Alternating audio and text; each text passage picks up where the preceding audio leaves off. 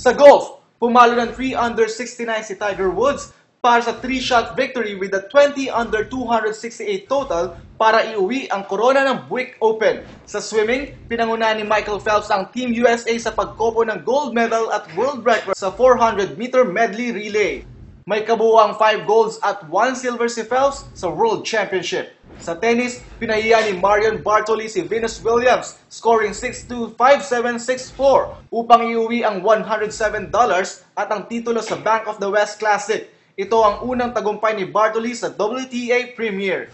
Samantala, binasura naman ni top seed Nikolai Davydenko si Juan Carlos Ferrero, setting 6-3, 6-0 at pinagarian ang Croatia Open.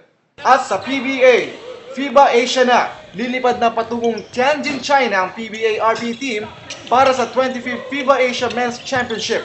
Kahapon nag-practice pa ang koponan sa Xavier Gym sa San Juan. Sa palagay ko naman, close to 100%. Hindi ko masasabing eksakto 100% pero siguro malapit-lapit na. Well, nag-iba kami ng mga patterns namin. Nag-set kami ng mas maraming picks. Kasi ina-allow nila yung medyo heavy contact sa mga picks, so we're taking advantage of that.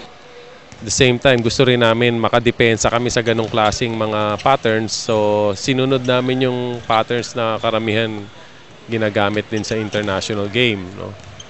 Para dalawa na, 2 birds with 1 stone, ika nga, no? Nagagamit namin sa opensa namin, napag-aaralan namin depensahan naman, no? Sa tindi ng banggaan, mas nakakapagod talaga, no? Yung mas mabigat ang contact, mas nakakapagod yun, no? At hindi tayo masyadong sanay doon. Pangatlo,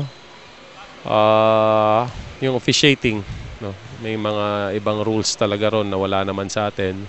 So we just kept on getting ourselves used to that kind of officiating, no? So after that, wala na. Siguro it's just the resolve of this team, no? Na talagang ibigay nila lahat doon sa tournament. Samantala si Mr. Lito Alvarez ng Burger King ang bagong chairman ng PBA. Marami kong mga plans, pero as always, remember as chairman, nagpe-preside ka lang sa mga board meetings. Very democratic naman ang process namin doon.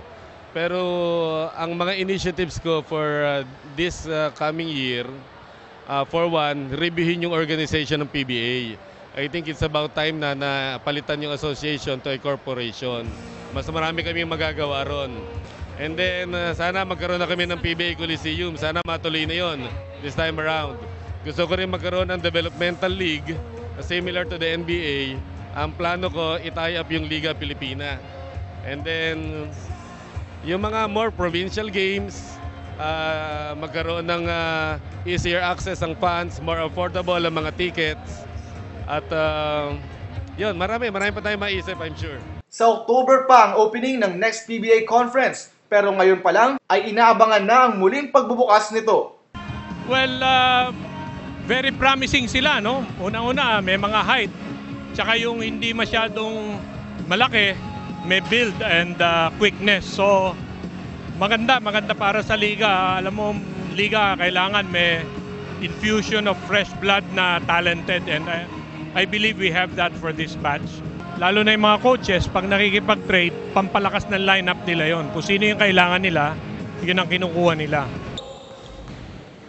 Graham E. para sa UNTV News Worldwide at ito ang balita.